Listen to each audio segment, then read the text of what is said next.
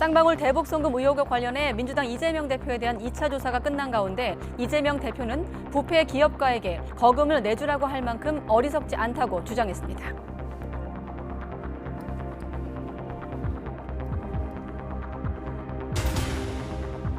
이 대표의 검찰 재소환을 두고 여야는 날선 신경전을 벌였습니다. 국민의힘은 이 대표가 피해자 행세를 한다며 비난했고 민주당은 검찰이 사법 만행을 저지르고 있다고 반발했습니다. 북한 김정은 국무위원장이 북러 정상회담을 위해 전용 열차로 북러 접경 지역을 지나 이동하고 있습니다. 정확한 북러 정상회담 날짜와 장소가 아직 베일에 가려진 가운데 김 위원장의 전용기는 러시아 극동 블라디보스토크에 도착했습니다. 이종섭 국방부 장관이 대통령실에 사의를 표명한 것으로 알려졌습니다. 야권에서 탄핵을 추진할 경우 벌어질 안보 공백을 우려한 것으로 보입니다. 어제 서울 강남 한복판에서 주차 시비가 붙은 상대방을 흉기로 위협하다 고급 외제차를 몰고 달아난 30대 남성이 경찰에 체포됐습니다. 필로폰 등에서 양성 반응이 나왔는데 체포 당시 영상을 YTN이 단독 입수했습니다. 서울 도심 강남 한복판인 봉은사로에서 지름 1m, 깊이 3m가량 땅 꺼짐 현상이 발생했습니다. 한때 교보타워 사거리부터 차병원 사거리 방향으로 4개 차로가 전면 통제됐습니다. 뉴스큐 잠시 후 돌아오겠습니다.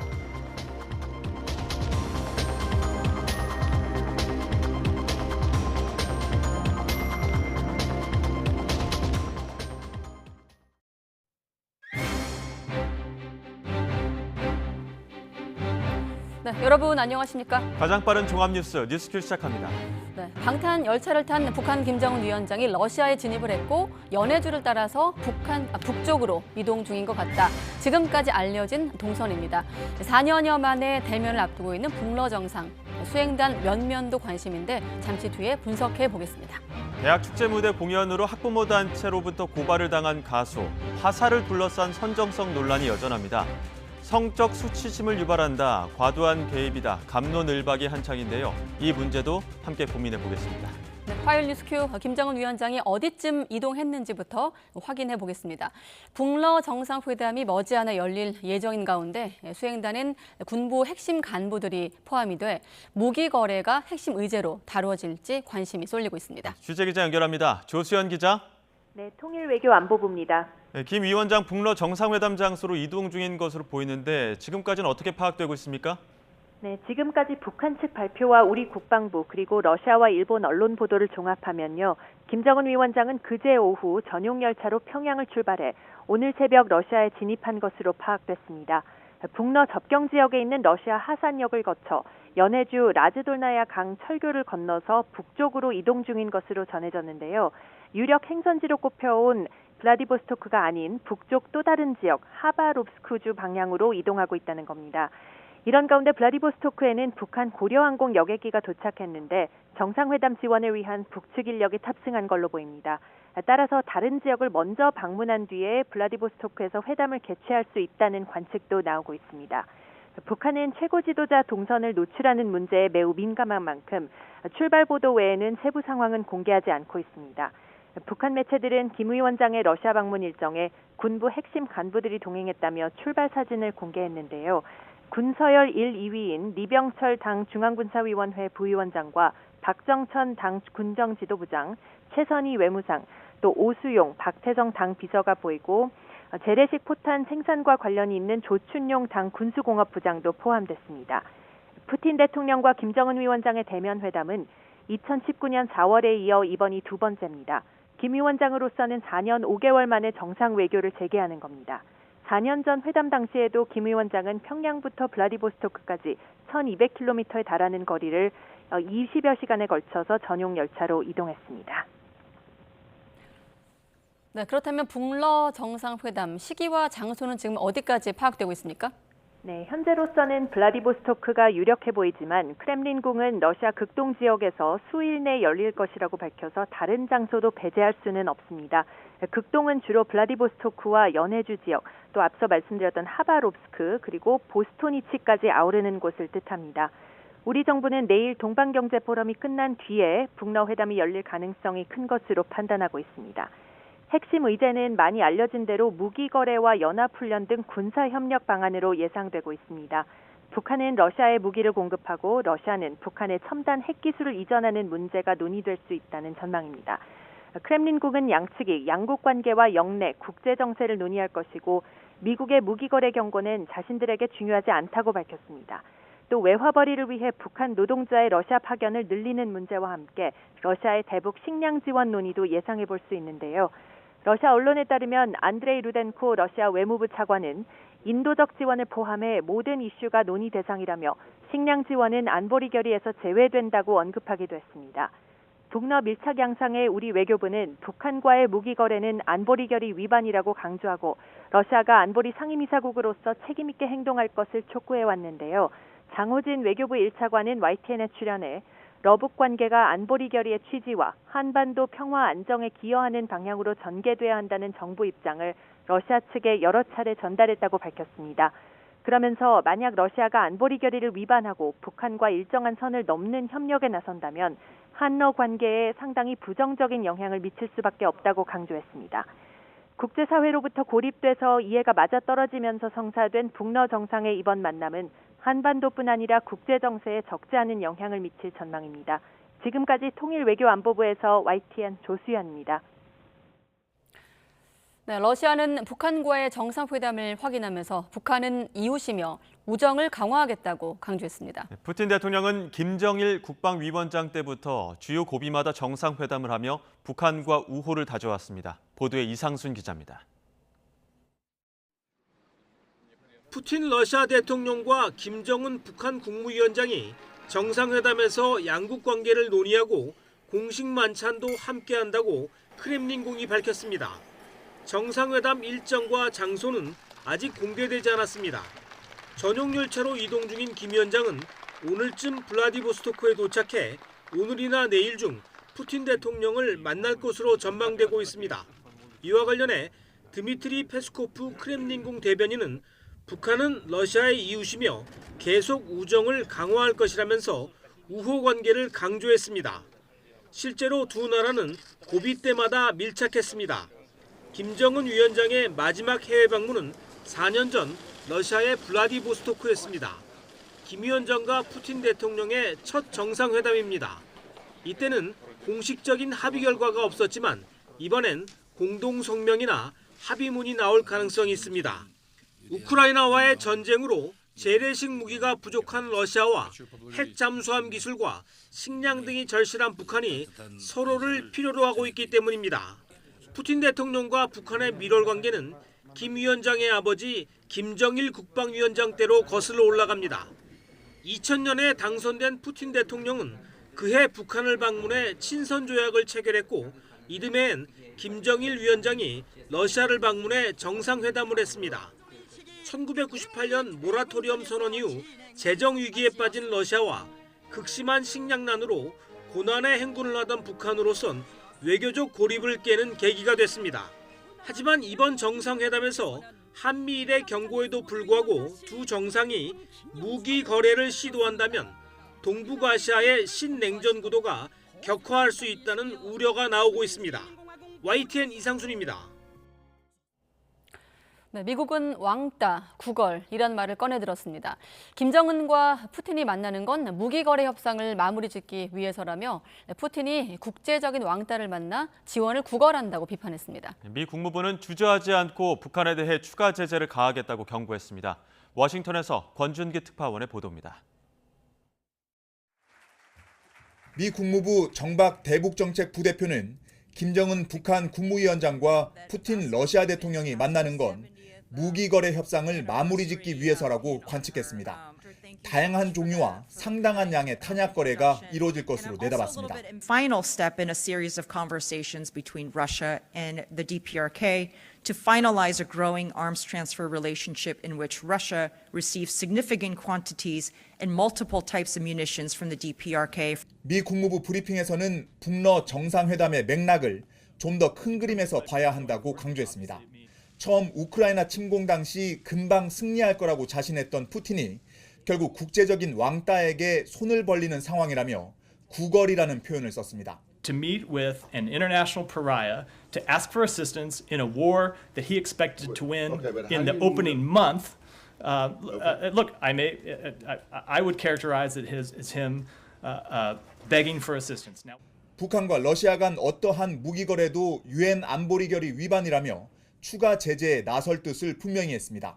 we of course have aggressively enforced our sanctions against entities that fund Russia's war effort, and we will continue to enforce those sanctions and will not hesitate to impose new sanctions if appropriate. 그러면서 러시아에 무기를 제공하는 대가로 북한이 무엇을 보상받을지 들여다보겠다며 회담 결과를 주시하겠다고 밝혔습니다. 뉴욕타임스는 러시아 국영통신을 인용해 북한 탄약을 대가로 러시아가 군사기술 이전뿐 아니라 우크라이나 점령지에 북한 건설 노동자를 보낼 가능성도 있는 것으로 내다봤습니다. 워싱턴에서 YTN 권준기입니다. 네, 연해주를 따라서 북쪽으로 이동 중인 김정은 위원장. 이번 러시아 방문에도 비행기 대신에 전용 열차를 택했습니다. 극도의 보안을 위한 것이란 분석인데 방탄 기능을 가진 전용 열차는 침실과 집무실뿐 아니라 테러에 대비해 각종 안전 장비도 갖췄습니다. 최영주 기자가 보도합니다. 녹색 바탕에 노란띠가 칠해진 특별 열차가 철로 위를 느리게 움직입니다. 북한과 러시아 접경 지역에서 포착된 김정은 북한 국무위원장의 전용 열차입니다. 일반 열차와는 달리 전체가 방탄 소재로 만들어져 육중한 외관을 갖췄고 스텔스 기능도 탑재된 것으로 알려졌습니다. 특히 최고 지도자 전용칸은 바닥까지 철판으로 깔아 선로 위에 설치됐을지 모를 폭탄 테러에도 대비한 것으로 전해졌습니다. 최고 속력은 시속 180km인 것으로 전해졌는데 노후화된 북한 선로를 감안할 때 안전을 고려해 훨씬 느린 속도로 이동합니다. 열차 내부에는 침실과 집무실뿐만 아니라 벤츠 방탄차를 운송하는 칸도 있는 것으로 전해졌습니다. 북한 조선중앙TV가 과거 해외 순방 때 공개한 집무실 내부를 보면 양옆으로 소파가 길게 놓였고 김 위원장이 업무를 보는 책상도 마련됐습니다. 이동 중에도 사용이 가능한 위성 전화도 눈에 띕니다. Kim royalty have always led a lavish, extravagant life, and I guess Kim Jong-un feels that he comes across as more a statesman, taking his time while traveling overseas. 전용 열차를 가장 애용한 건 김정일 위원장이었습니다. 7차례 중국 방문과 3차례 러시아 방문 모두 열차를 타고 갔습니다. 전용 비행기 시험 중 사고가 났던 김정일 위원장은 하늘길에 대한 공포도 있었던 것으로 알려졌습니다. We think that Kim Jong-il's penchant for taking the train was perhaps out of fear of flying and being shot down, which of course resonates today. 미국의 감시를 피해 극도의 보안을 유지하며 전용 열차로 박럭길에 오른 김정은 위원장 역시 안전에 대한 고려도 영향을 미친 것으로 풀이됩니다. YTN 최영주입니다. 이종섭 국방부 장관이 대통령실에 사의를 표명한 것으로 알려졌습니다. 군 당국 등에 따르면 이 장관은 최근 정치권에서 탄핵이 거론되는 상황에서 안보 공백 등을 우려해 사의를 표명하는 것을 고민해온 것으로 파악됐습니다. 이 장관은 해병대원 순직 사건과 관련한 수사 과정에서의 외압 의혹과 육사에 설치된 홍범도 장군 흉상 철거 논란 등으로 국회에서 질타를 당해왔습니다. 윤석열 대통령은 지난 순방 기간에 중국의 리창, 일본 기시다 총리와 회담을 언급하며 한중일 정상회의 개최를 적극 추진하겠다고 거듭 강조했습니다. 또 대외 의존도가 높은 우리 경제를 언급하며 재임 중에 우리 기업이 진출해 있는 모든 나라 정상과 만나겠다고 밝혔습니다. 오늘 국무회의에서 나온 윤 대통령 발언 직접 들어보시죠.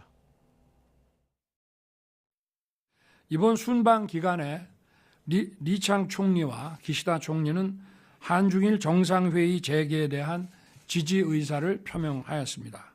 한국은 의장국으로서 한중일 정상회의 개최를 적극 추진해 나갈 것입니다.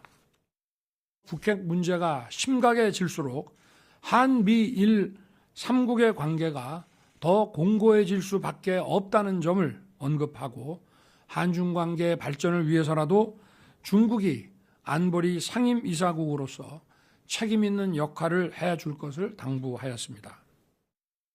경제의 대외 의존도가 세계에서 가장 높은 우리나라는 해외 시장을 안방처럼 누비고 다녀야 경제의 활력이 돌고 양질의 일자리가 생겨납니다. 앞으로 재임 중에 대한민국 국민과 기업이 진출해 있는 모든 나라의 정상들과 만나고 국민과 기업을 뒷받침할 것입니다. 네, 쌍방울 대북송금 의혹과 관련해 재출석한 이재명 대표가 조금 전에 2시간 만에 조사를 마친 것으로 파악되고 있습니다. 검찰은 이 대표 건강을 고려해서 오후 6시까지 조서 열람을 마친다는 계획입니다. 검찰은 특히 오늘 이 대표의 방북 비용 대납 의혹 조사를 마무리한 뒤 늦어도 다음 주 초까지 구속영장을 청구할 것으로 보입니다. 다시 한번 속보를 알아보겠습니다. 우종훈 기자. 네, 수원지방검찰청에 나와 있습니다. 네, 이재명 대표에 대한 검찰의 2차 조사 예상보다 일찍 끝난 겁니까? 어떻습니까?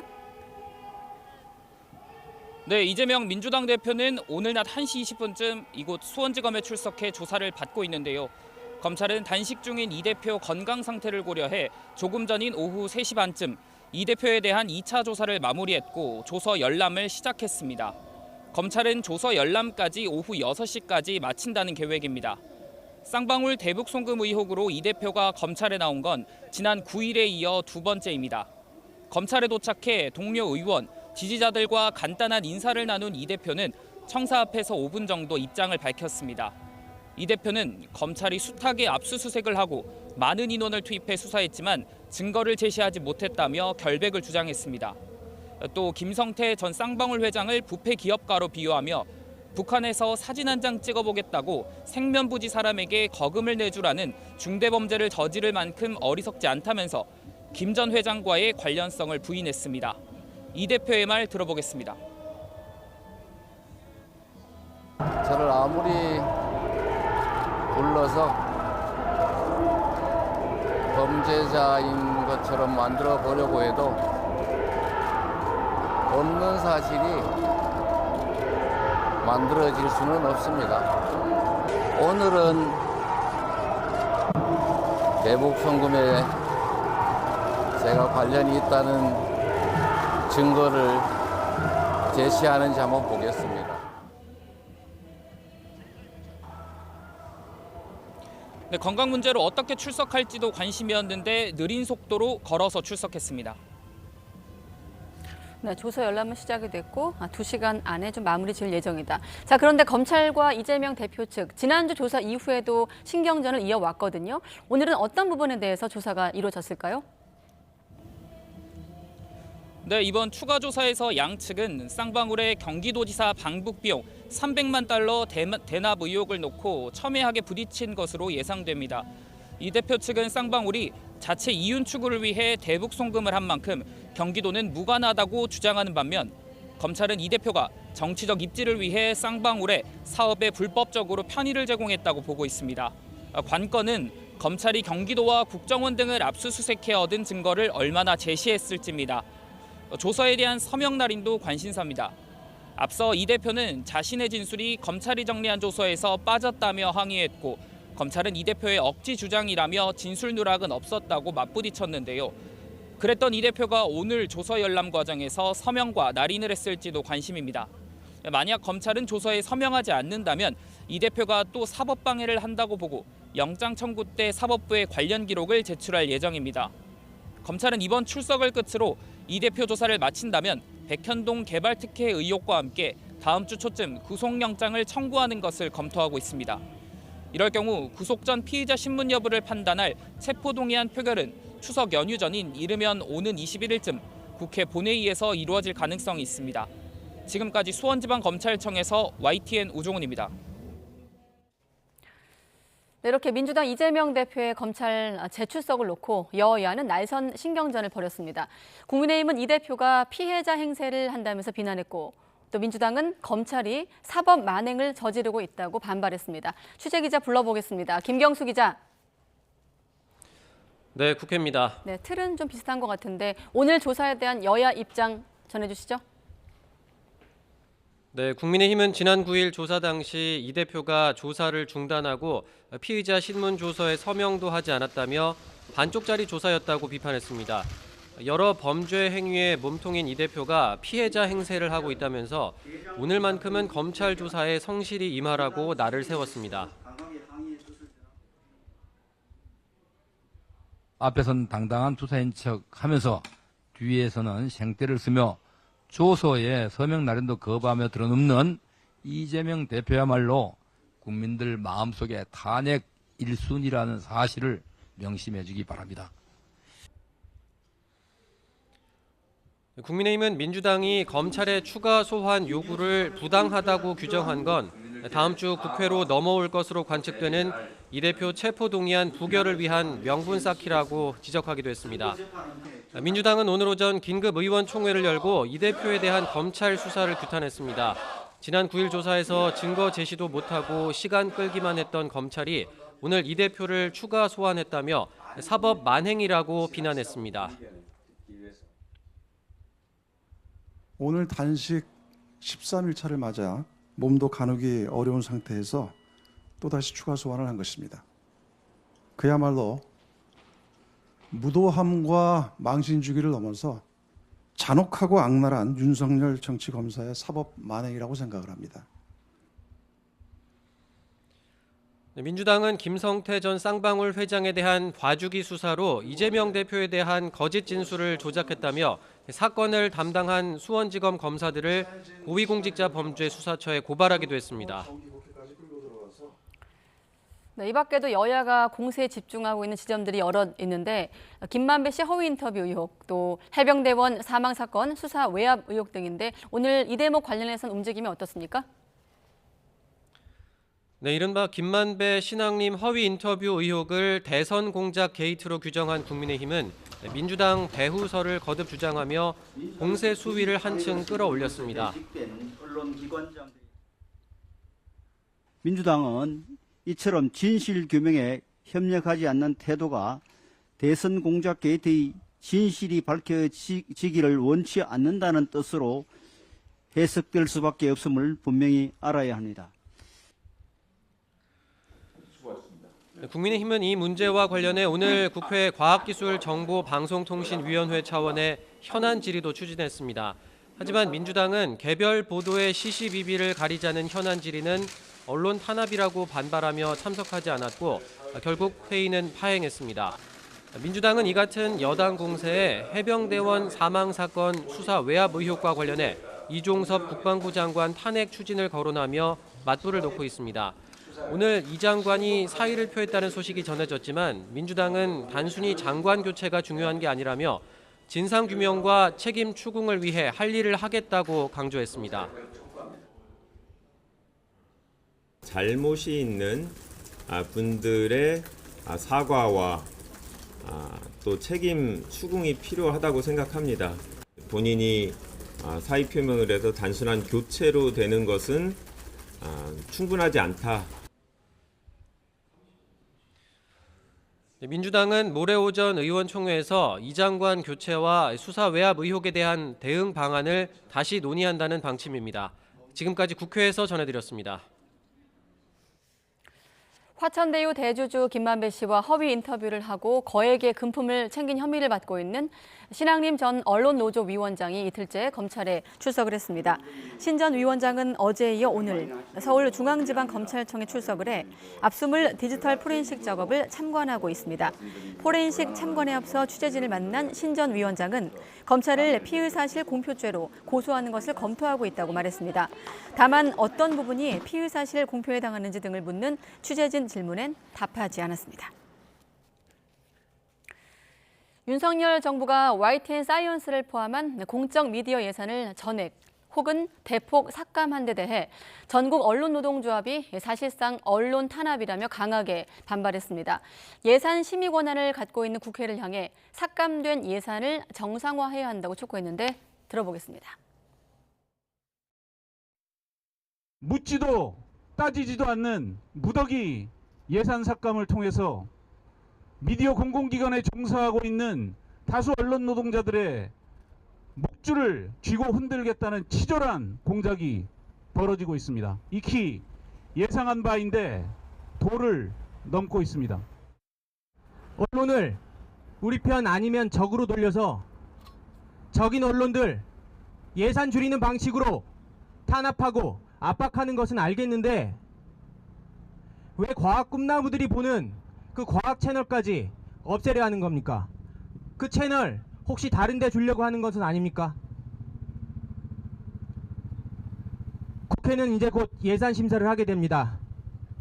국회는 국민의 명령으로 생각하고 YTN 및 공영방송들, 공적인 미디어들이 갖고 있는 예산들 모두 살려내도록 노력해 주십시오. KBS 이사회가 오늘 오전 이사회를 열어 김의철 사장에 대한 해임안을 의결했습니다. KBS 이사회는 오늘 오전 9시 임시 이사회를 속개해 비공개로 김 사장의 해임안을 논의하고 표결을 통해 해임안을 가결했다고 밝혔습니다. 표결 직전 김 사장의 해임에 반대하는 야권 이사 5명은 퇴장을 했고 다수인 여권 이사들이 찬성표를 던져 6대 0으로 해임안이 의결됐습니다. 김 사장의 해임안은 윤석열 대통령의 재가를 거쳐야 확정됩니다. KBS 김의철 사장은 자신의 해임안을 의결한 이사회 결정에 대해 해임에 이를 만큼 큰 잘못을 저질렀다고 생각하진 않는다면서 법적 대응을 예고했습니다. 김 사장은 지난해 5월 윤석열 정부가 출범한 이후 감사원 감사와 경찰과 검찰의 수사, 고용노동부, 국세청 등 모든 권력기관의 조사를 받았지만 자신이 책임져야 할 사안은 발견되지 않았다면서 이같이 밝혔습니다. 그러면서 수십 쪽에 달하는 소명서를 제출한 지 24시간이 지나지 않아 해임안이 의결돼 시간을 정해놓고 형식적 요식 행위를 거치고 있다는 느낌을 지울 수가 없다면서 지루한 법적 공방에 당당하게 대응하겠다고 덧붙였습니다. 서울 강남 도심 한복판인 봉은사로에서 깊이 3m가량의 땅 꺼짐 현상이 발생했습니다. 현재 교보타워 사거리부터 차병원 사거리 방향으로 4개 차로가 전면 통제된 가운데 복구 작업이 한창인데요. 자세한 소식 현장에 나가 있는 취재기자 연결 알아보겠습니다. 권윤수 기자. 네, 서울 봉은사로에 나와 있습니다. 네, 처음 땅 꺼짐이 발생했을 때 규모는 어느 정도였습니까? 네, 오늘 오전 10시 40분쯤 지름 1m, 깊이 3m 정도의 땅 꺼짐이 발생했는데요. 복구 작업은 지금까지 이어지고 있습니다. 보이시는 것처럼 현재 복구를 어느 정도 마쳤는데 땅을 덮고 있는 작업이 마무리되고 있고요. 경찰과 강남구청은 교보타워 사거리부터 차병원 방향 사거리까지 4개 차로를 전면 통제하고 있습니다. 이번 땅 꺼짐은 언주역 8번 출구 앞에서 차도를 달리던 사다리차 한 대의 바퀴가 빠지며 발생했는데요. 다행히 인명피해는 없었습니다. 지하 상수도관이 파손되며 새어나온 물에 지반이 약해지면서 땅 꺼짐이 나타난 것으로 확인됐는데요. 인근에 대형 병원이 있어 상수도관 사용 자체를 중단할 수는 없는 만큼 강남수도사업본부가 긴급히 복구 작업에 들어갔습니다. 인근 건물마다 저수조에 물을 확보해둔 상태라 현재까지 단수된 세대는 없는 것으로 파악됐습니다. 물이 샌 지점을 확인해 상수도관을 교체하고 물이 다시 흐르도록 하는 기초 복구 작업은 조금 전 오후 4시쯤 마무리됐는데요. 다만 도로 포장이 이어져야 하는데 강남 한복판 교통 정체로 덤프트럭 진입이 늦어지면서 작업도 지연되고 있습니다. 따라서 앞으로 차도 통행이 재개되려면 최소 2-3시간이 더 걸릴 것으로 보입니다. 지금까지 서울 봉은사로에서 YTN 권준수입니다. 오늘 오전 11시 50분쯤 경기 수원시 장안구 하광교동 수원시 상수도 사업소의 맨홀에서 작업 중이던 40대 노동자 A씨가 3m 높이에서 추락하는 사고가 났습니다. 이 사고로 심정지 상태에서 병원으로 옮겨진 A씨는 아직 의식을 회복하지 못하고 있는 것으로 전해졌습니다. A씨는 맨홀 내부 바닥에서 샘플 채취 작업을 마치고 사다리를 오르다가 갑자기 추락한 것으로 확인됐습니다. 경찰은 단순 실족이나 맨홀 내부 유독물질로 의식을 잃었는지 등 여러 가능성을 놓고 정확한 사고 경위를 조사하고 있습니다.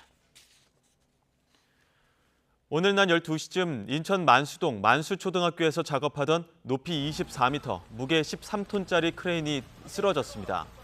이 사고로 크레인 운전기사 1명이 팔과 다리 등의 통증을 호소해 병원으로 옮겨졌고 인근 건물 외벽과 주차된 차량 3대가 파손됐습니다.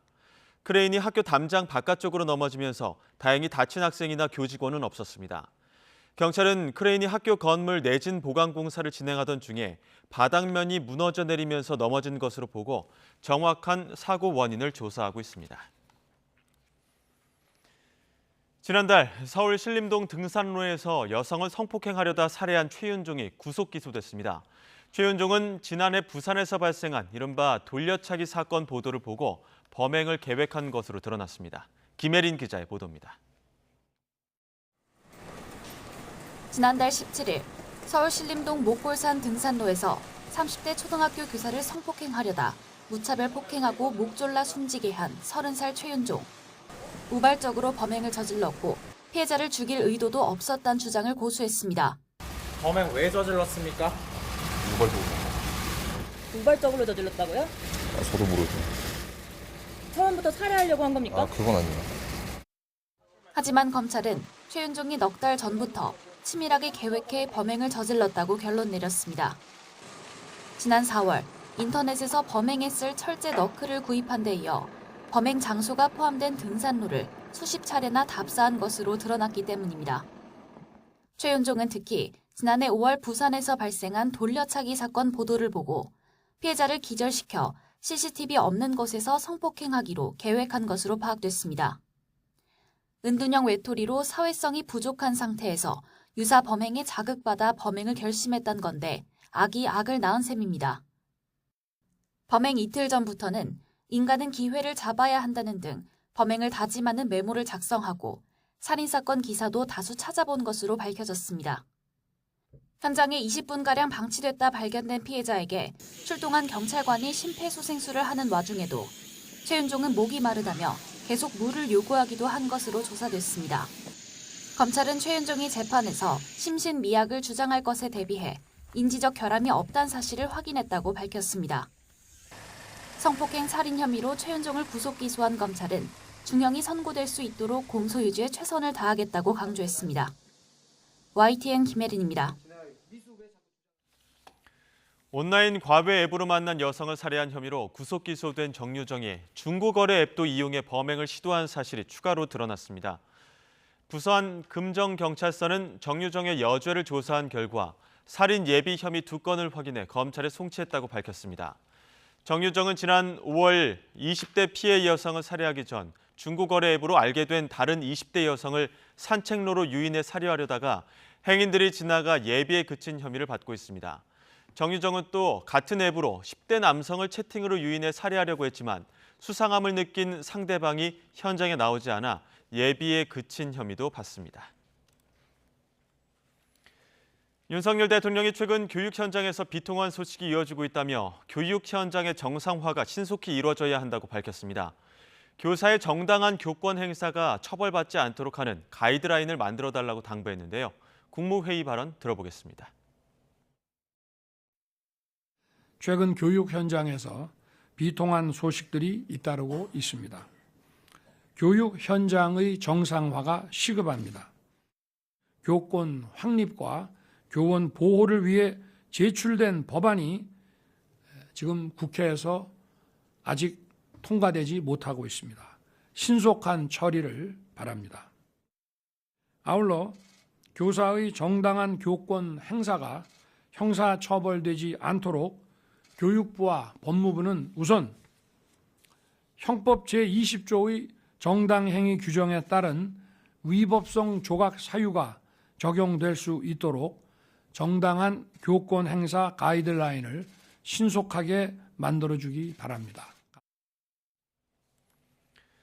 국민의힘과 정부는 교사가 아동학대 혐의로 수사받을 때 수사기관 등이 교육감의 의견을 의무적으로 듣도록 관련법 개정을 추진하기로 했습니다.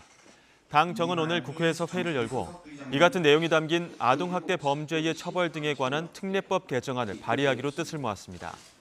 또 이런 취지를 반영해 경찰청 수사 지침을 바꾸고 교사가 아동학대로 신고됐을 때 정당한 사유 없이는 직위 해제 처분을 못하도록 관련 요건을 강화하기로 했습니다. 이균용 대법원장 후보자가 재산 신고에 땅을 팔았다고 쓰고도 임대 보증금은 같은 액수를 그대로 기재했던 사실이 드러났습니다. 이 후보자는 2009년부터 이듬해까지 배우자가 부산 덕포동 372-2번지와 389-1번지 땅을 보유했다고 신고한 뒤 두 땅의 임대 보증금 명목으로 2,850만 원을 채무란에 기재했습니다. 이후 이 후보자는 2011년 배우자가 389-1번지 땅을 매도한 것으로 신고하고도 채무란은 수정하지 않다가 2016년이 돼서야 남은 땅 임대 보증금으로 수정했는데 금액은 그대로였습니다. 이에 대해 이 후보자 측은 배우자가 천원 등과 함께 땅을 처가회사에 임대하고 지분 비율에 따라 보증금을 신고했다면서 2010년 8월 땅 일부를 처남에게 팔았지만 단순 실수로 관부에 구체적인 내용을 적지 못했다고 해명했습니다. 땅이 팔린 뒤에도 보증금이 그대로였던 이유에 대해선 처가회사와 보증금 액수를 유지하기로 한 것이라고 설명했습니다. 경애하는 김정은 동지께서 러시아 연방을 방문하시기 위하여 9월 10일 오후 전용 열차로 평양을 출발하셨습니다. 조선반도와 그 지역 정세에 대해서 서로 의견을 교환하고 обменялись мнениями о том, как 가장 엄중한 결함은 군사 정찰 위성 발사에서 실패한 것입니다. 러시아는 북한으로부터 무기 수입이 지금 절실한 상황이고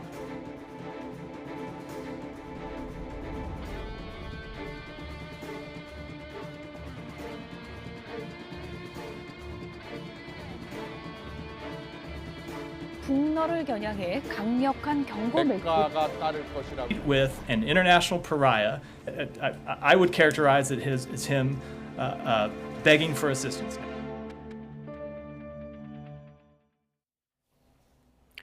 네, 김정은 북한 국무위원장이 내일쯤 푸틴 대통령을 만나 무기 거래와 관련된 담판을 지을 예정입니다. 김정은 위원장의 이번 러시아 방문에는 북한 군 수뇌부와 무기 관련 책임자들이 총출동했습니다.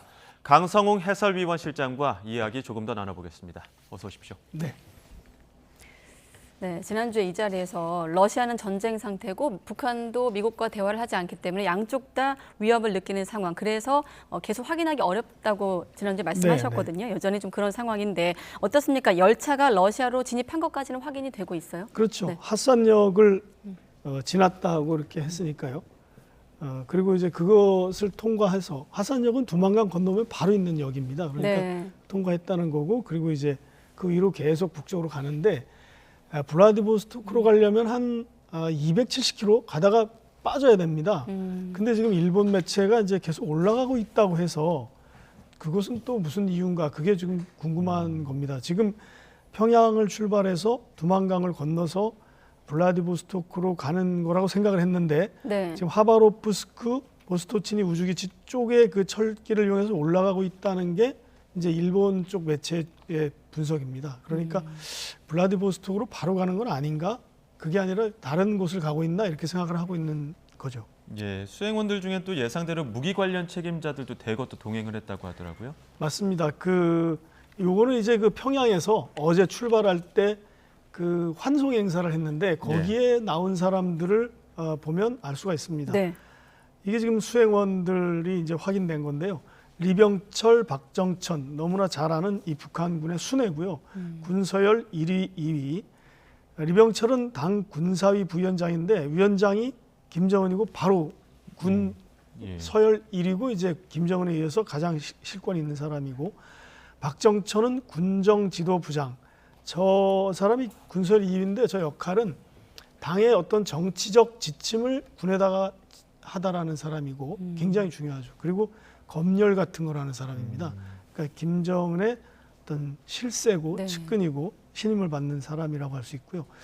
박태성을 주목할 필요가 있습니다. 박태성은 이 사람이 이제 당의 과학기술부장인데 그 우주과학 그 기술위원장이에요. 그러니까 이게 비상설이라고 했는데 국가기구인데 바로 정찰 위성을 만드는 사업을 책임지는 사람입니다. 그러니까 이게 지금 핵무기도 중요하지만 정찰 위성이 굉장히 중요합니다. 정찰 위성은 핵무기에 눈을 달아주는 거고 말하자면 우리 쪽의 목표물을 찾아내는 작업을 하기 때문에 굉장히 중요한 건데 마침 북한이 2번 실패했죠. 그래서 저 사람이 간다는 것은 또 무슨 의미일까요?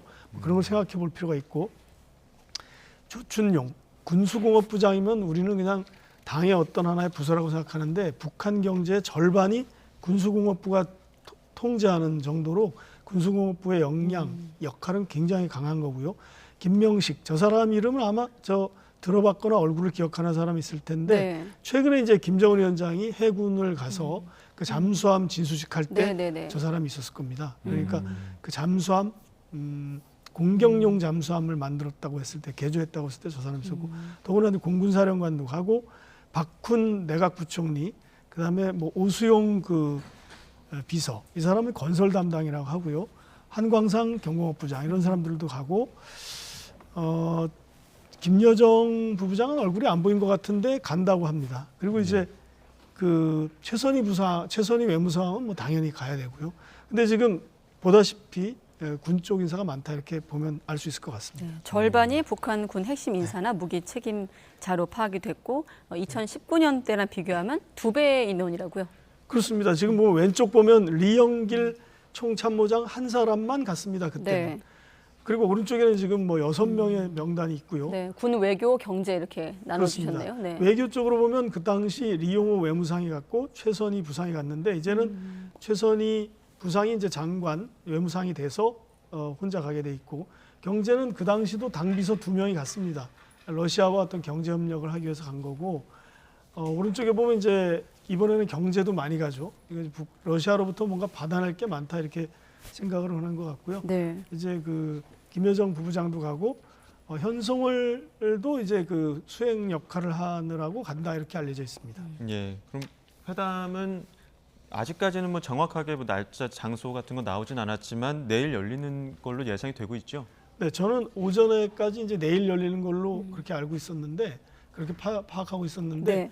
이게 지금 기차가 어느 쪽으로 가느냐가 좀 변수입니다. 그래서 기차가 만약에 북쪽으로 간다면 가장 가까운 우리가 예상해 볼 수 있는 목적지인 하바롭스크까지도 한 600km가 되거든요. 근데 이게 기차가 60km로 다니면 10시간을 가야 되는데 다시 내려와서 블라디보스토크로 간다? 그럼 이게 내일 저녁에나 푸틴을 만날 것 같은 생각이 들거든요. 네. 굉장히 강행군인데 그렇게 할까?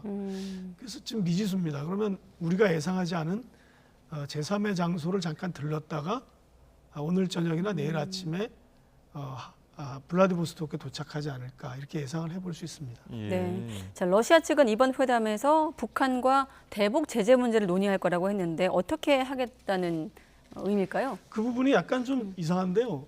대북 제재를 논의한다는 게 이제 러시아 측에서 나온 얘기인데 지금 생각해 볼 수 있는 것은 러시아가 지금까지 중국과 보조를 맞춰서 해왔던 대북 제재에 대한 입장이 있습니다.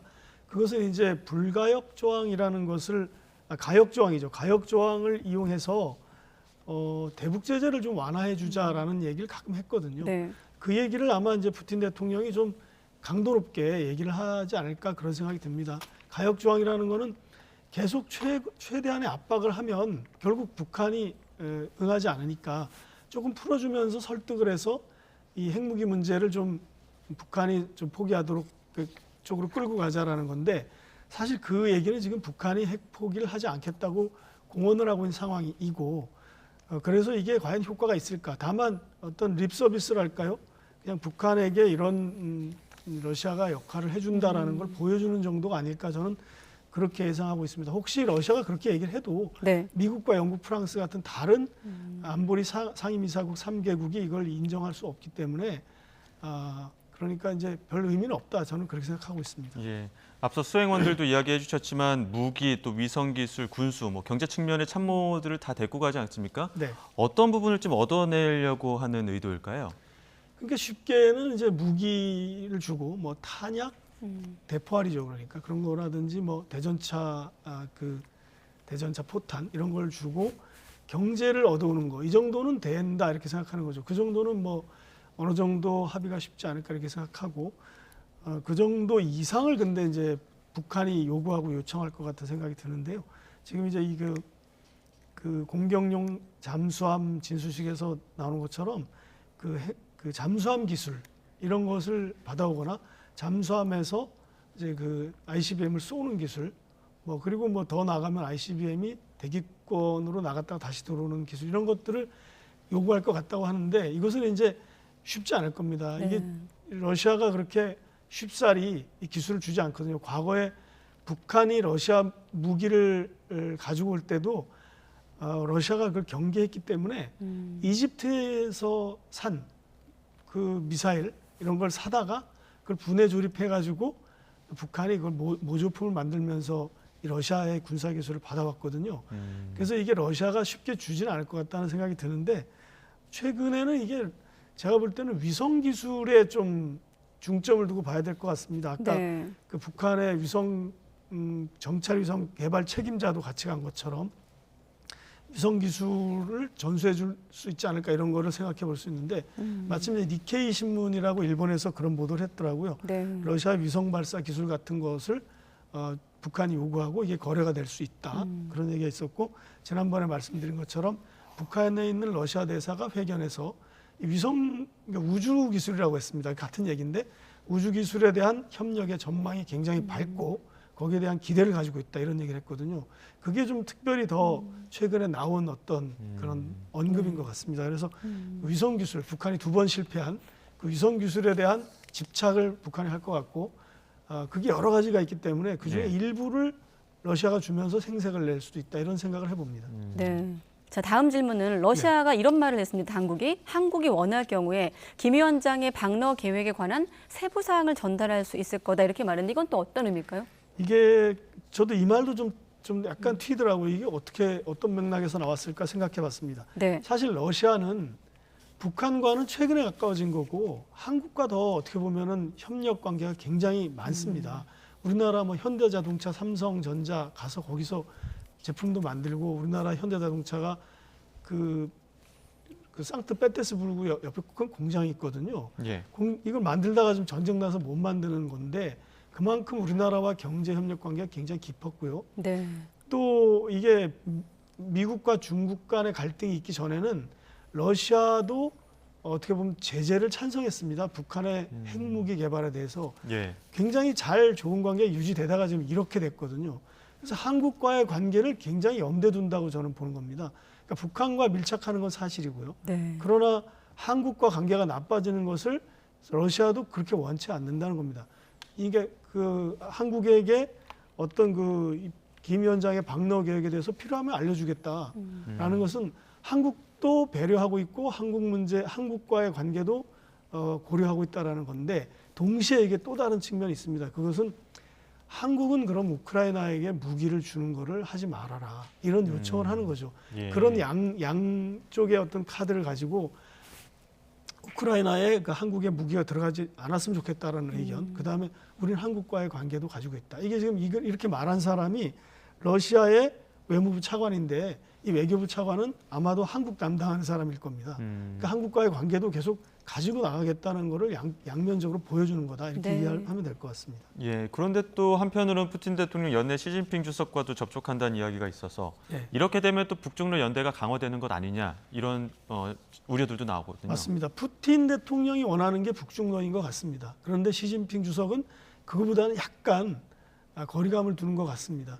푸틴 대통령은 지금 뭐든지 붙잡아야 될 입장이기 때문에 이 자칫 전쟁이 장기화되고 이걸 좀 조기에 종료를 하고 싶은데 빠져나올 수 없는 지금 늪에 빠진 거죠. 예. 그래서 북중러가 함께 힘을 합치면 이것을 좀 전쟁을 승세를 잡으면서 끝낼 것 같은데 이게 안 되니까 중국을 붙잡습니다. 그러나 중국은 아시다시피 유럽과의 관계를 굉장히 중요하게 생각합니다. 유럽을 만약에 잃는다면 미국과의 경쟁도 할 수 없는 상황입니다. 그렇기 때문에 중국의 입장에서는 러시아에 올인할 수 없습니다.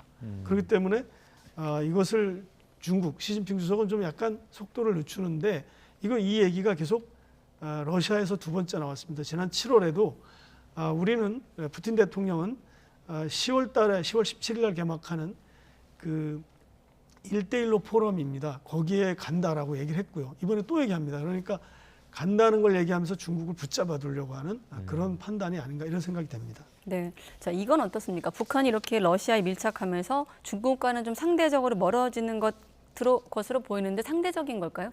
그렇습니다. 그런데 이게 점점 더 현실적으로 실질적으로 가는 그런 느낌을 받습니다. 왜냐하면 북한과 중국은 나름대로 굉장히 미묘한 긴장 관계 속에서 협력을 하고 있습니다.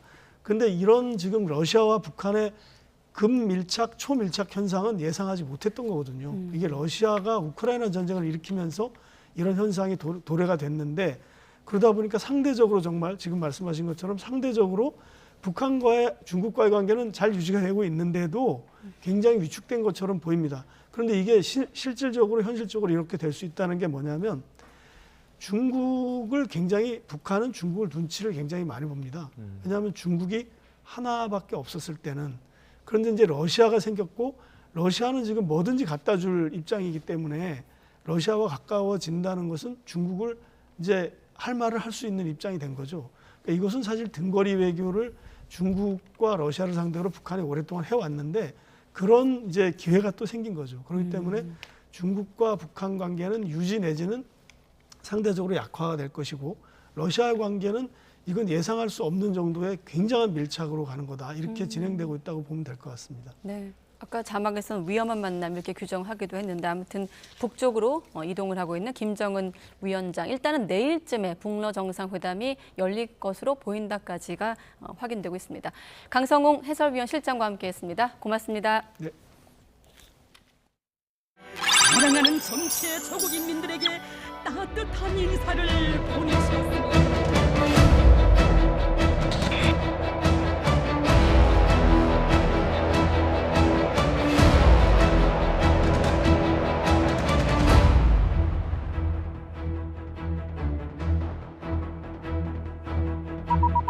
우리 장군님께서는 수많은 단위들을 혐지지도 하시면서 열차를 많이 이용하시었다고 하시며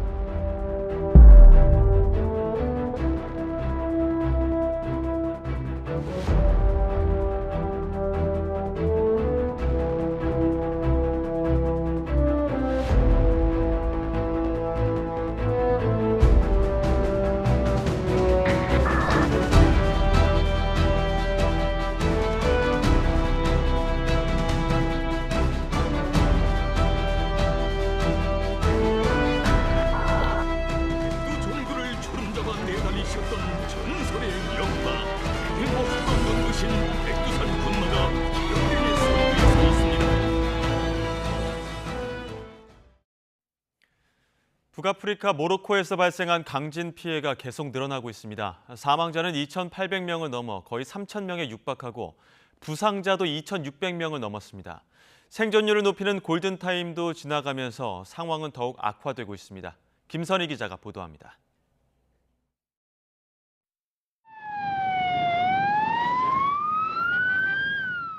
환자를 실은 구급차가 끝도 없이 이어지는 지진 피해 현장을 신속히 빠져나갑니다. 다행히 막혔던 길들이 하나둘 뚫리면서 구조 작업도 조금씩 속도를 내고 있지만 안타까운 시간은 속절없이 흘러가고 있습니다. 구급대원들은 한 명이라도 더 살리기 위해 쉴 새 없이 환자를 실어 나릅니다. 무너진 잔해 속에 가족들을 두고 온 주민들은 끝내 울음을 터뜨렸지만 희망을 놓을 순 없습니다. مرات اتلقى شي واحد حي ما مرات ما تلقى كل شيء مشى كل شيء مات. 중장비를 동원해 도로를 치우고 있어도 구조 작업은 더디기만 합니다. 중상자가 많고 산사태 등으로 현장에 도착하는 시간이 많이 걸리기 때문입니다. Nos encontramos en la población de Imintela, es una zona muy remota, nos ha costado casi 8 horas de carretera el llegar hasta aquí. 하늘에서 내려다본 지진 피해 현장은 참혹했습니다. 수백 년 된 집들은 한때 관광 명소였지만 이제는 납작한 흙무더기로 변했습니다. 알하우즈주의 산간마을 한 곳은 전체가 잿더미로 바뀌고 주민 절반이 숨지거나 실종된 상태입니다. 아지즈 아하누쿠 모로코 총리는 지진 피해를 입은 사람들에게 보상하겠다고 밝혔습니다. 하지만 아직 사망자와 실종자에 대한 추정치조차 파악하지 못하고 있습니다. باش يمكن يساهموا في إعادة البناء إن شاء الله ديال المنازل ديالهم وديال السكنة ديالهم اللي كانت عندهم. 모로코를 돕기 위한 외국 구조대가 속속 합류하고 구호품도 전달되는 등 국제사회의 도움의 손길도 이어지고 있습니다. 모로코는 스페인과 영국, 카타르 등 4개 나라 지원 요청에만 응하면서 비판이 나오자 추가 지원도 수용할 것이라고 밝힌 상태입니다. 하지만 환자를 살릴 수 있는 골든타임 72시간이 지나면 사망자가 급속히 늘어날 수 있어 안타까움을 더하고 있습니다. YTN 김선입니다. 북아프리카에 위치한 리비아에는 폭풍우가 강타했습니다. 최소 2,000명이 숨지고 5,000에서 6,000명이 실종됐다고 리비아 동부군 대변인이 말했습니다. 이종수 기자의 보도입니다. 리비아 동부 해안 도시가 물에 잠겼습니다. 지중해성 폭풍우 데니엘로 홍수가 난 겁니다. 폭풍에 차량이 뒤집혔고 차량들이 겹겹이 쌓이기도 했습니다. 북동부 해안 도시 데르나에서만 엄청난 인명피해가 난 것으로 리비아군이 말했습니다. في مدينة درنا فقط يتجاوز 2000 فقيد فقدناهم نترحم على أرواحهم الطاهرة وهناك كذلك في درنا لا زال آلاف المفقودين. 리비아 총리는 데르나시를 비롯한 피해 지역을 재해 지역으로 지정하고 3일간의 애도 기간을 선포했습니다. 또 댐 2개가 붕괴하는 등 피해가 극심한 데르나 지역에 대한 지원을 호소했습니다. 데르나에서는 폭풍으로 전기와 통신 등도 끊긴 상태입니다. بنبلغ جميع الوحدات جميع الأجهزة جميع الأطقم الطبية تنتقل إلى 리비아는 지난 2011년 아랍의 봄 혁명 여파로 카다피 정권이 무너진 뒤 동부를 장악한 리비아 국민군과 서부의 통합정부가 대립하는 무정부 상태가 이어지고 있습니다. YTN 이종수입니다.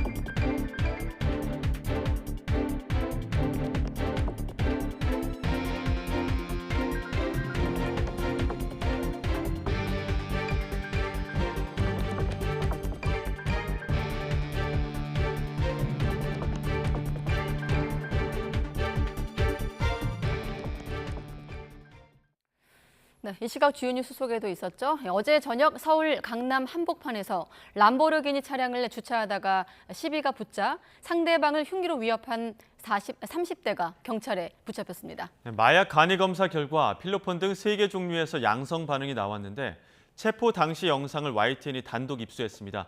취재 기자 연결해 알아보겠습니다. 황보혜경 기자. 네, 사회부입니다. 네, YTN이 입수한 영상에 마약 투약이 의심되는 모습이 담겨 있더라고요. 네, YTN이 확보한 영상 함께 보시겠습니다. 흰색 반팔 차림을 한 30대 남성 A씨가 엉거주춤 걸어옵니다. 제대로 중심을 잡지 못하고 비틀대더니 두 손과 발을 땅에 붙이고 엎드린 채 바닥을 기어다닙니다. 조금 뒤 경찰이 출동해 수갑을 채워 체포한 뒤에도 A씨는 몸을 제대로 가누지 못합니다. A씨는 어제 오후 4시 반쯤 서울 논현동 도로에서 람보르기니 차량을 주차하다가 시비가 붙은 가게 직원을 흉기로 위협한 혐의를 받습니다. 당시 A씨는 허리춤에 차고 있던 흉기를 보여주고 차에 타서는 창밖으로 흉기를 내밀며 직원을 위협한 것으로 조사됐습니다. 이후 차를 몰고 달아난 A씨는 3시간 만인 저녁 7시 40분쯤 서울 강남구 신사동에 있는 음식점 앞에서 경찰에 붙잡혔습니다. A씨의 람보르기니 차량은 체포 지점에서 얼마 떨어지지 않은 거리 한복판에 버려진 채 발견됐습니다. A씨는 현재 별다른 직업이 없는 상태로 차량은 캐피털 업체 소유의 리스 차량인 것으로 확인됐습니다. A씨는 경찰 조사에서 흉기를 차에 보관해 다니다가 상대방이 시비를 걸자 스스로 보호하는 차원에서 허리춤에 타고 내린 것이라면서 흉기를 휘두를 생각이 없었다고 진술했습니다. 다만 경찰이 실시한 A씨의 마약 간이 시약 검사에서 필로폰과 엑스터시, 케타민 양성 반응이 나왔습니다. 경찰은 국립과학수사연구원에 마약 정밀 검사를 의뢰하고 A씨의 동선을 추적해 병원에서 투약했는지도 조사하고 있습니다. 또 A씨에게 마약 투약 혐의를 추가해 이르면 오늘 밤 구속영장을 신청하는 방안을 검토하고 있습니다. 이런 가운데 한 유튜버는 A씨가 지난달 2일 서울 압구정에서 롤스로이스를 타고 행인을 치어 뇌사에 빠뜨린 혐의로 구속 기소된 20대 신모 씨와 선후배 관계라고 주장했습니다. 경찰은 A씨를 상대로 신 씨와의 관계를 알아보고 있는데 현재까지 특별한 연관성은 발견되지 않고 있습니다. 경찰은 또 A씨가 경찰 관리 명단에 포함된 조직폭력배는 아니라면서도 조폭과 연루됐는지 확인한다는 방침입니다. 지금까지 사회부에서 전해드렸습니다.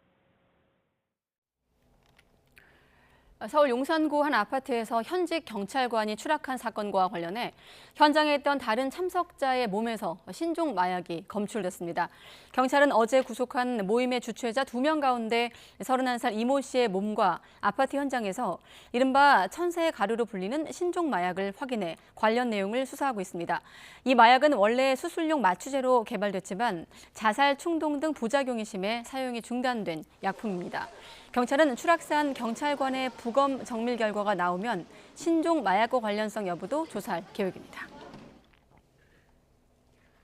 이렇게 현직 경찰관이 마약 파티 현장에서 추락사한 사건이 발생한 가운데 지난 5년 동안 마약 혐의로 적발된 공무원은 60명이 넘는 것으로 드러났습니다. 국민의힘 정우택 의원실이 경찰청에서 제출받은 자료를 보면 지난 2018년부터 올해 6월까지 마약류 관리법 위반 혐의로 적발된 공무원은 67명으로 나타났습니다. 적발된 공무원은 지방자치단체 소속이 25명으로 가장 많았고 교육청 19명, 교육부 6명, 과학기술정보통신부 5명 순이었습니다. 네, 이렇게 마약을 야산에 파묻어 전달하는 신종 던지기 수법으로 전국에 유통한 일당도 경찰에 붙잡혔습니다. 미국 국적 밀수입책은 한 번에 마약 수십억 원어치를 관광객인 척 몰래 들여오기도 했습니다. 유서연 기자가 보도합니다. 인천 연수구에 있는 야산입니다. 땅을 파보니 봉투가 여러 개 나오고 안에는 포장된 합성대마 카트리지가 가득 들어있습니다. 묻은 지점을 알려주고 가져가도록 하는 신종 던지기 수법으로 마약을 유통한 일당이 적발됐습니다. 우편함이나 화단 등의 마약을 두고 가는 기존 던지기 수법에서 도난 사건이 자주 일어나자 마약을 땅에 파묻는 방식까지 나타난 겁니다. 일당이 유통한 마약의 종류는 필로폰과 대마, 액상 대마 등으로 다양했습니다. 베트남 국적 남성이 서울 강남에 있는 호텔에서 액상 대마 카트리지를 직접 제조해 유통했고 공범인 미국 국적 밀수입책은 관광비자로 입국하면서 가방 칸막이 벽에 필로폰 1.95kg을 숨겨 들여오기도 했습니다. 특히 이 남성은 지난 2015년 태국에서 벌어진 갱단 두목 살인 사건에 연루돼 현지에서 체포영장이 발부된 상태였습니다. 이번에 압수한 마약류는 필로폰 2.3kg, 그다음에 합성대마 1,355ml입니다. 액수로 보면 필로폰은 약 76억 원 상당, 그다음에 합성대마 같은 경우는 3억 4천만 원 상당이 됩니다. 재작년 11월부터 넉 달 동안 야구 방망이나 자전거 안장에 마약을 숨겨 유통했던 사건의 총책도 일당이었습니다. 중국 국적의 이 남성은 텔레그램 아이디를 바꿔가며 마약 유통책을 직접 포섭했습니다. 그러고선 배신하는 걸 막기 위해 얼굴과 신분증을 공개하고 조직원임을 인증하는 동영상을 찍게 하거나 보증금으로 수백만 원을 받기도 했습니다. 경찰은 중국 국적 총책과 또 다른 미국 국적 밀수입책에 대해서는 인터폴 적색 수배를 요청해 쫓고 있습니다. YTN 유서연입니다.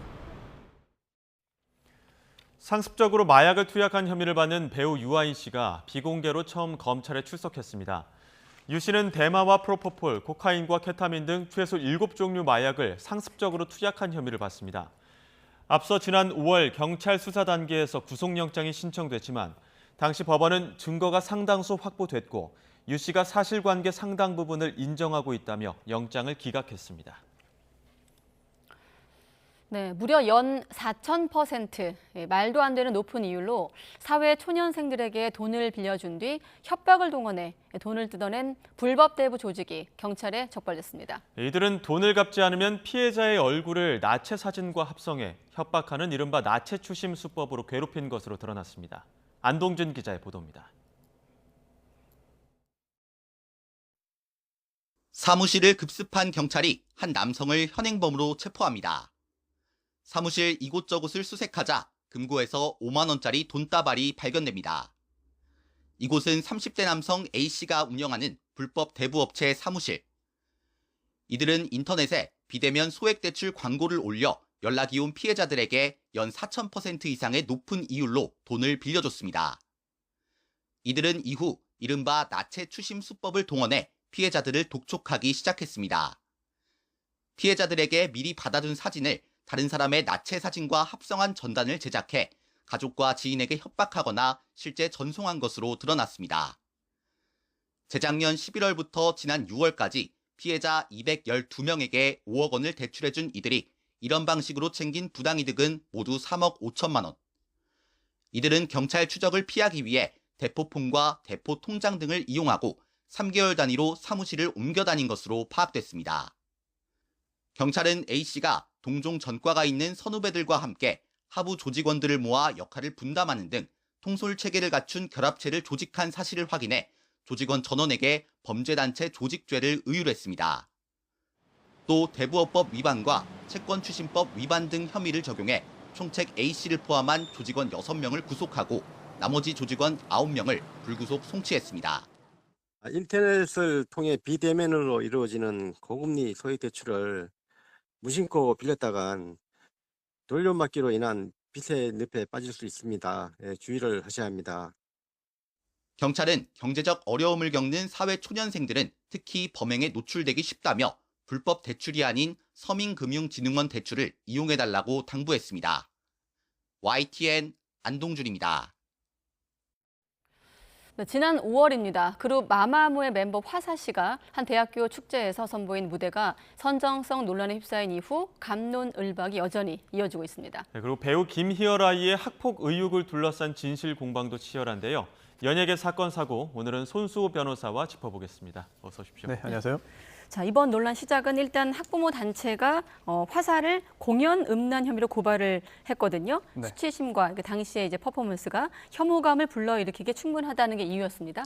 그렇습니다. 5월이었죠. 한 네. 대학교 축제에서 노래를 부르면서 어떤 동작을 했는데 그 동작이 문제가 된다라는 주장입니다.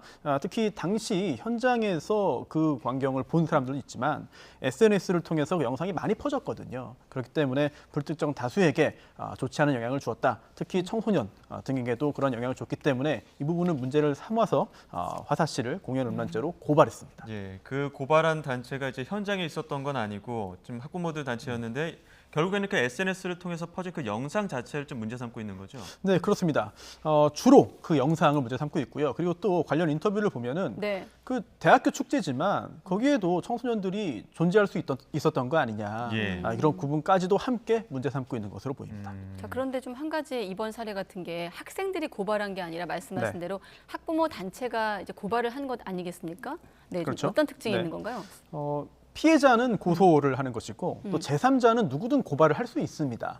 따라서 이 단체 또는 단체의 구성원이 직접적으로 고발인이 되었을 것으로 보이는데 이러한 고발은 누구든 할 수 있는 것이고요. 그리고 또 고발을 한다고 해서 무조건 다 수사가 진행되는 것도 아니거든요. 네. 하지만 지금 이 사건에서는 이미 고발인에 대한 조사가 이루어졌고 그리고 또 화사 씨에 대한 조사까지 이루어진 것으로 봐가지고는 일단은 그 내용 자체는 확인할 필요가 있다라고 경찰이 판단한 것으로 볼 수 있겠죠. 그 조사가 이루어졌다고 했을 때 그 조사 과정에서 어떤 네. 부분이 쟁점이 되고 어떤 부분을 질의하게 되는 겁니까?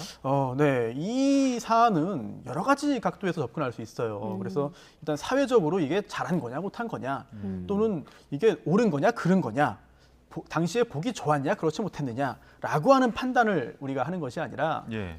말 그대로 법적인 판단을 하는 거잖아요. 네. 게다가 민사도 아니고 행정도 아니고 형사 사건입니다. 즉 범죄 여부를 따지게 되는 것이거든요. 따라서 경찰 역시 이 고발이 이유가 있고 또한 실제로 공연 음란 행위가 맞느냐 여부를 따졌을 것인데요. 그렇다면은 이 부분을 따져보기 위해서는 우리가 형법 조항으로 돌아갈 수밖에 없습니다. 형법 245조 규정을 일단 먼저 살펴봐야 하는데요. 네. 이 규정을 보면은 내용이 이렇습니다. 공연히 음란한 행위를 한 자는 1년 이하의 징역 또는 500만 원 이하의 벌금 구류 과료에 처한다라고 하고 있습니다. 중요한 부분은 두 가지예요. 첫 번째는 공연성. 그런데 사람들이 많은 곳이었기 때문에 이 부분은 충족합니다. 그렇다면 두 번째 요건, 바로 음란한 행위를 하였을 것입니다. 네. 그렇다면 화사가 한 그 행동이, 공연 중에 한 그 행동이 음란한 행위냐 또는 그렇지 않느냐 여부에 따라서 형사처벌 가부가 결정되거든요. 이 부분이 당시 조사의 핵심 부분이 되겠죠. 네, 형법 제245조 공연 음란죄 이번 논란 이후 다시 관심을 받고 있고 그 대표적인 사례가 우리가 흔히 말하는 이른바 바바리맨으로 좀 불리는 사건 아니겠습니까? 입에 오르고 내리고 있는데 그래서 화사를 경찰에 고발한 단체 역시 이 부분을 좀 문제 삼고 있거든요. 한번 목소리를 잠깐 듣고 또 변호사님 의견으로 이어가도록 하겠습니다. 앞서 말했듯이 공연 음란죄는 정상적인 성적 수치심을 해하고요. 성적 도의 관념에 반하는 행위입니다. 사안에 따라서 바바리맨의 경우 경범죄 처벌법 제3조 제1항 제33호로 처벌을 받는다고 합니다. 그래서 화사 씨의 행위는 불특정 다수인 더 대중들이 더 많이 보았기 때문에 어떤 면에서는 악영향이 더 크다고 할 수 있습니다. 네, 이 단체 같은 경우는 이제 바바리맨보다 악영향이다 이렇게 주장을 하고 있는데 자 그런데 관객 대다수가 성인인 대학 축제와 같은 선상에 좀 올려놓고 볼 수 있는가 이런 시각도 있더라고요. 그렇습니다. 특히 청소년들에게 악영향이 있었는지 여부 그리고 더 많은 악영향을 끼쳤는지 여부가 사실 1차적으로 중요한 건 아니에요. 우선 아까 말씀드린 음란한 행위를 한 것이었다면은 형사적으로 문제가 되는 것이고 그렇지 않으면은 사실 범죄가 아니거든요. 따라서 우리 법에서 말하는 음란한 행위가 도대체 무엇이냐 이 부분을 따져보는 게 핵심입니다. 그런데 좀 애매모호한 측면이 있죠. 왜냐하면 그 개념 자체가 추상적입니다. 따라서 음란한 행위 그 의미를 좀 분석하고 해석을 하고 그 후에 적용을 해야 되는데요. 네. 우리 대법원이 명확한 기준을 두고 있습니다. 굉장히 판례가 많거든요. 여전히 그 기준이 적용되고 있는데 네. 대법원의 판단 기준은 이렇습니다. 일반 보통인의 성욕을 자극하여 성적 흥분을 유발하고 정상적인 성적 수치심을 해하여 성적 도의관념에 반하는 행위. 이게 음란한 행위거든요. 네. 그럼 그 다음 단계가 또 있죠. 그래서 이 행위가 여기에 해당하는 거냐 안 하는 거냐. 여부를 판단해야 되는데 1차적으로는 경찰을 통해서 이제 검사가 판단을 하고 그다음에 경우에 따라서는 판사의 판단까지 받게 되거든요. 그런데 또 의문은 남습니다. 아니 조금 전에 그 길게 설명을 했는데 그것도 애매하다. 그럼 그거를 거기에 해당하는지 여부를 어떻게 하느냐 여부인데요. 여기에 대해서 대법원이 조금 더 구체적으로 설명을 하고 있습니다. 즉 이게 음란성을 구체적으로 판단함에 있어서는 행위자의 어떤 주관적인 의도가 중요한 게 아니다. 그게 중요한 게 아니라 사회 평균인의 입장에서 전체적인 내용을 다 이제 종합해서 볼 때 건전한 사회 통념에 따라서 이제 그 객관적으로 또 규범적으로 판단해야 된다라고 계속 구체적으로 설명을 하고 있습니다만 여전히 약간 좀 추상적인 부분이 존재한다는 점을 부정하기는 어렵겠죠. 그래서 나오는 어떤 전례들을 봤을 때 이제 G드래곤의 어떤 공연, 2009년에 있었던 그 공연들이 많이 회자가 되고 있는데 그 전례를 비교해봤을 때는 어떻습니까? 네, 실제로 2009년 G드래곤 건에 있어서는 입건 유예가 됐습니다. 입건 유예는 내사 단계에서 그친 거예요. 입건도 안 하고 뒤로 밀어준 거거든요. 따라서 실질적으로 뭐 처벌까지는 당연히 가지도 않았고요. 그리고 유사 사건들을 통해서 우리가 이 예술과 외설의 그 경계선을 구분하는 기준을 좀 확인할 수가 있습니다. 네. 자, 우선 70년대로 좀 가볼게요. 그때는 이제 명화집에 있는 이제 그 여성의 나체가 있는 유명한 화가의 그림입니다. 명화죠. 네. 명화인데 이거를 성냥갑에다가 활용을 했어요. 사용을 했어요. 홍보를 위해서. 이 경우에도 이거는 음란한 그림이다, 음화다라고 해서 처벌한 적이 있거든요. 대법원에서 확정됐습니다. 네. 이제 점점 이제 시간이 흐르고 세월이 변하면서 문화가 바뀌고 조금씩 좀 더 이제 넓게 인정을 해오고 있습니다만 그 후에도 유사한 사건들이 있습니다. 2003년에는요. 이러한 행위가 음란한 행위로 인정이 됐습니다. 공연 음란죄 유죄 판결이 났는데 요구르트 신제품이 나왔어요. 그래서 이 누드 모델들을 섭외한 다음에 옷을 하나도 입지 않고 나체 상태에서 이 요구르트를 이제 밀가루를 몸에 바르고 이거를 이 요구르트를 쏴가지고 밀가루를 벗겨내는 퍼포먼스를 했습니다. 이걸 기자들을 모아놓고 홍보로 한 거거든요. 네. 이거 역시 공연 음란죄 유죄 판결이 나왔고요. 또 지금 이 화사치의 사안은 공연 중에 발생한 거잖아요. 벌어진 일이기 때문에 비슷하게 공연과 좀 한번 좀 비교해 볼 만한 게 뭐가 있냐 찾아보면 유명한 사건입니다. 96년에 벌어졌던 연극 미란다 사건이 있습니다. 이제 그 당시에 상당히 큰 화제였는데 이게 말 그대로 외설이냐 예술이냐가 문제됐었거든요. 그런데 당시에 이제 성기가 노출되는 부분이 있었기 때문에 이제 공연 음란죄 유죄 판결이 나왔고 그리고 최근에도 공연 음란죄 관련해서 유죄 판결 나온 그 하급심 사건들을 좀 많이 좀 보면은 네. 성기가 노출되거나 아니면은 성기 외에도 성적인 수치심을 주는 그런 주요 부위들을 노출한 경우에 그리고 또 자유행위 등의 음란 행위들을 한 경우에 인정되고 있거든요. 그래서 지금 이 사안만 놓고 보면 뭐 좋지 않은 시각으로 보는 분들도 많이 계시고 또 그런 시각도 충분히 존중해야겠습니다만 공연 음란죄냐라고 한다면 그렇게 인정되지 않을 가능성이 상당히 높고 보이고요. 그렇군요. 또 예술과 외설이 있잖아요. 그런데 이런 그 예술 활동을 하다가 이런 행동을 하게 되면은 음란성과 예술성이 동시에 존재한다고 봅니다. 우리 대법원은. 즉 예술이면 음란성이 없는 게 아니고요.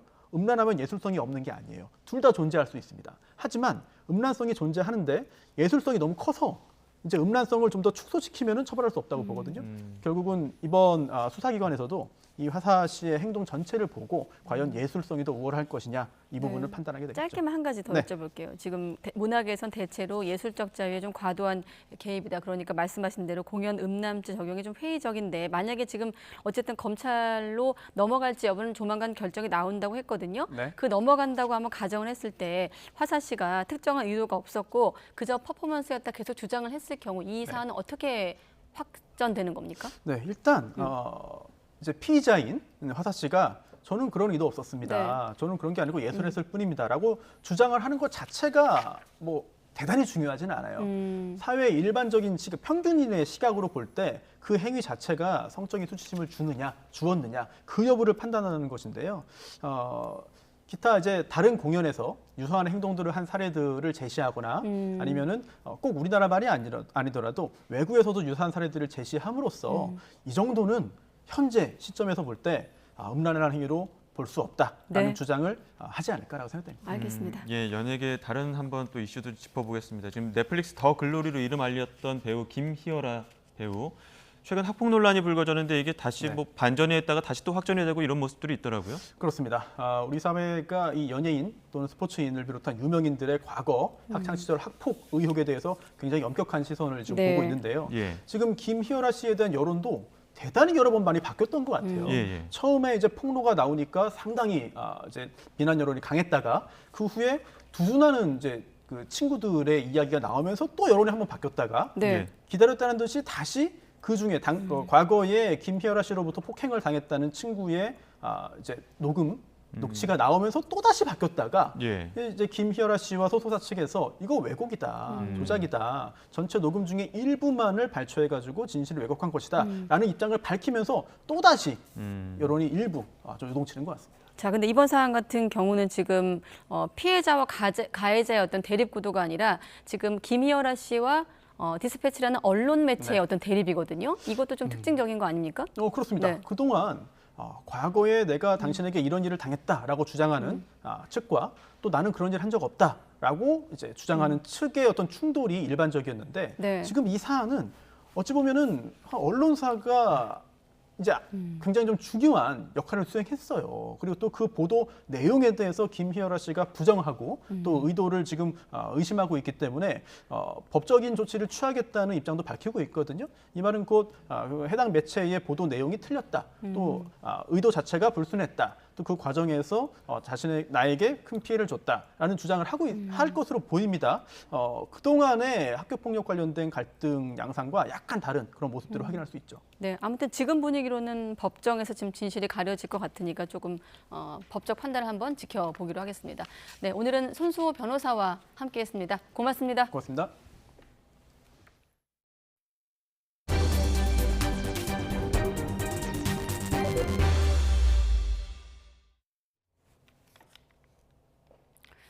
네, 전문 건설업자들이 정부의 건설업 생산체계 개편으로 생존 위기에 처했다면서 전문 건설업 보호제도 마련을 촉구하는 집회를 열었습니다. 전문 건설업계 종사자 3천여 명은 오늘 오후 세종 국토교통부 청사 앞에서 정부가 추진한 건설 업무 영역 규제 폐지와 상호시장 개방으로 영세 전문 건설 사업자의 피해가 극심하다며 정부가 즉각적인 대책을 마련하라고 주장했습니다. 이들은 건설 사업자가 공정하게 경쟁할 수 있는 환경을 마련하고 상식적인 건설 산업 생산체계 개편이 논의될 수 있도록 정부와 국회에 계속해서 목소리를 내겠다고 강조했습니다. 네, 추석이 이제 보름 남짓 다가오면서 정부가 농산물 등 치솟는 물가 안정화에 동분서주하고 있습니다. 주요 수입 농수산물 품목 가운데 상당수가 최근 가격이 내려가긴 했지만 추석 물가를 진정시킬 수 있을지는 두고 봐야 할 것 같습니다. 양희력 기자가 보도합니다. 천정부지로 오른 사과와 배 가격은 추석을 보름 남짓 앞두고 여전히 예년보다 비쌉니다. 요즘 홍로 10kg 도매 가격은 7만 7천 원대로 1년 전 이맘때보다 60%가 비싸고 지난해 추석 전과 비교해도 20% 넘게 올랐습니다. 원앙 도매 가격 역시 1년 전보다는 24%가 지난해 추석 전보다는 17.5% 비쌉니다.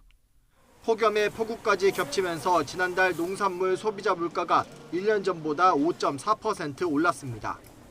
일단 정부는 값이 껑충 오른 사과와 배를 농축산물 할인 지원 품목에 포함하고 유통업체에도 자체 할인을 유도하고 있습니다. 식품업계와 외식업계를 만나 물가 안정 협조를 당부하기도 했습니다. 추석을 앞두고 서민 체감도가 높은 품목의 물가 걱정을 덜어줘야 한다고 강조한 겁니다. 많은 업체들이 올해 인상 계획이 없다든지 인상 계획을 좀 늦추겠다든지 이런 식으로 말씀은 하셨는데 원가 부담을 완화하기 위한 노력을 하고 있다는 것도 또 이해를 해주셨고 그 부분에 대해서 최대한 동참하겠다고. 추석을 앞두고 차례상 등에 쓰이는 주요 수입 농축수산물 가격도 주 단위로 공개됩니다.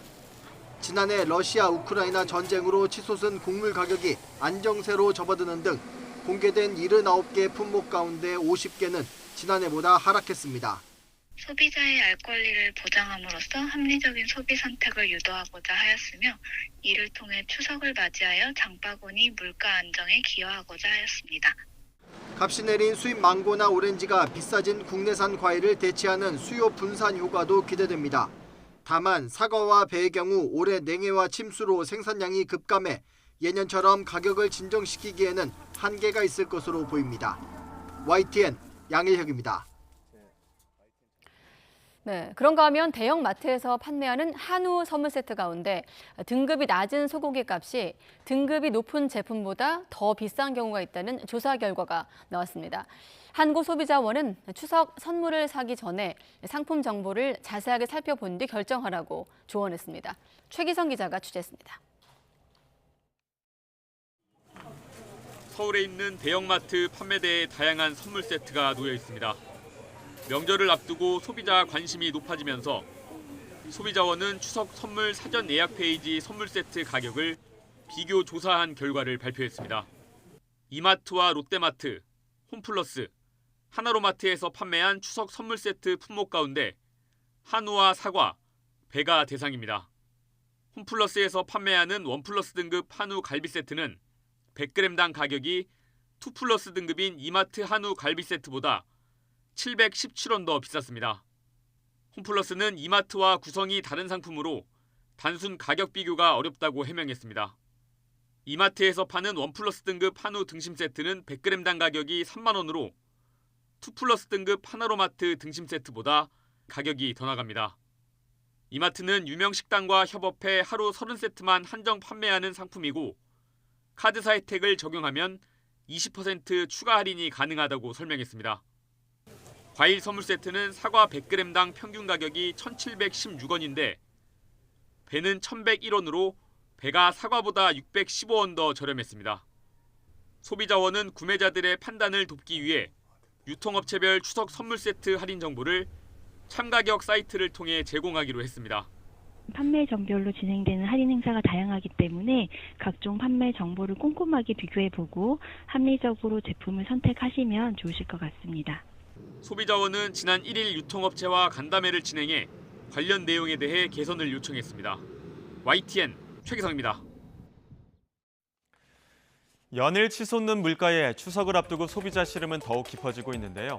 최근에는 사과값이 3배 가까이 오르면서 한우보다 비싸졌다는 이야기가 나올 정도입니다. 그런데 실제로 아시아에서 특히 서울 시민이 가장 비싸게 사과를 사 먹는 것으로 나타났습니다. 뿐만 아니라 바나나와 달걀, 또 소고기도 아시아 도시 중에 서울이 가장 높은 물가를 기록했는데요. 국가 도시 비교 통계 사이트 넘베오가 전 세계 557개 도시의 장바구니 물가를 집계한 결과 서울은 전 세계에서 15번째로 물가가 비싼 것으로 나타났습니다. 미국 뉴욕과 샌프란시스코, 오클랜드가 12위부터 14위를 차지했고 보스턴과 시애틀이 16위, 17위인 걸 봤을 때 서울의 물가는 미국의 주요 대도시들과 비슷한 수준인 겁니다. 아시아 국가로 한정했을 때는 서울의 물가가 단연 최상위였습니다. 색이 붉을수록 높은 물가를 나타내는데 일본 도쿄 물가가 144위였고 중국 상하이와 베이징은 각각 311위 그리고 365위, 홍콩이 40위 정도니까 15위인 서울에 비해 현저히 낮은 물가 순위를 기록하고 있죠. 그럼 생활비 물가는 어떨까요? 주거비를 제외한 식료품, 외식, 교통, 공공요금 비용이 4인 가구 기준 서울은 560만 원이었고 일본 도쿄는 415만 원이었습니다. 서울보다 도쿄가 26%가량 저렴하죠. 또 대만 타이베이가 4인 가구 기준 생활비 397만 원, 홍콩이 530만 원인 것과 비교해도 여전히 서울이 상당히 높은 생활비 물가를 기록하고 있습니다. 물론 지표로만 봤을 때 서울이 높은 물가를 기록하고 있는 것으로 보이지만 주변 아시아 국가들의 여러 경제 상황을 고려해 볼 필요가 있다는 게 전문가들의 의견입니다. 일본의 엔저 상황이나 최근 중국의 경제 사정 악화 등도 염두에 둬야 한다는 것이죠. 또 우리보다 상대적으로 작황이 좋았던 동남아 국가의 환경적 요인이 장바구니 물가 차이에 어느 정도 작용한 것으로 전문가들은 보고 있습니다. 그럼에도 시민들이 체감하는 장바구니 물가는 여전히 버거울 뿐인데요. 정부도 추석 민생안전 대책을 내놓고 추석 물가를 잡기 위해 총력을 기울이고 있지만 다시 고개를 드는 물가 상승률에 서민들의 한숨은 깊어지고 있습니다. 네, 요즘에 중고거래 사이트에선 의약품을 사고 파는 글을 심심치 않게 보실 수가 있을 겁니다. 심지어 국내에서 허가조차 받지 않은 의약품을 해외에서 들여와 거래하는 사례까지 늘고 있습니다. 조용성 기자가 보도합니다. 중고거래 플랫폼에서 검색해보니 저렴한 가격에 탈모약을 판다는 글이 잇따라 나옵니다. 해외에서 들여왔다는 영양제 글도 줄을 잇는데 모두 약사법 위반입니다. 의약품 중고 거래는 해당 약의 안전성이 검증되지 않았다는 점에서 특히 위험합니다. 보관 중에 변질 가능성도 상당히 많이 있습니다. 우리나라에서 허가받지 않은 의약품도 해외 직구로 하시는 분들이 꽤 있거든요. 유효성이나 안전성이 검증이 안 됐기 때문에 식품의약품안전처가 온라인 중고거래 플랫폼 4곳에서 적발한 의약품 불법 판매 광고 게시물은 360여 건이나 됩니다. 유형별로는 피부질환 치료제가 가장 많았고 탈모 치료제, 소화제나 위장약 등이 뒤를 이었습니다. 대부분 해외 직구나 구매 대행으로 들여왔고 국내에서 허가되지 않은 의약품이 많습니다. 식약처는 전문 의약품에 해당하는 당뇨약이나 전립선 비대증, 발기부전 치료제 등의 거래글에 대해서는 수사를 의뢰했습니다. 전문 의약품에 해당하면서 부작용, 이상 반응 사례가 크게 나타날 수 있는 제품들을 선별해서 수사를 했습니다.